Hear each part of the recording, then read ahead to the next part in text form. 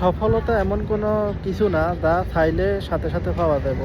সফলতা পাওয়ার জন্য আপনাকে কঠিন কিছু বিপদের সম্মুখীন হতে হবে। যে বিপদগুলো আপনার সামনে না আসলে আপনি কখনো সফলতা অর্জন করতে পারবেন না। কারণ আপনি আপনার নিজের শত্রুকে আপনি চিনতে পারবেন না, সফলতা কীভাবে অর্জন করবেন?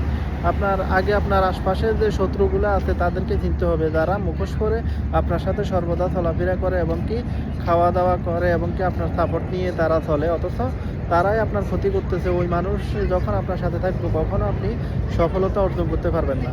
সফলতা অর্জন করার জন্য তো আপনি সবসময় মানুষের সব বিপদ, যত ধরনের মানুষের ক্ষতি করুক, ওই বিপদগুলা মোকাবিলা করে যদি অতিক্রম করে যেতে পারেন, তাহলে আপনি সফলতা অর্জন করতে পারবেন এবং কি আপনি সফলতার দ্বারপ্রান্তে পৌঁছাতে পারবেন।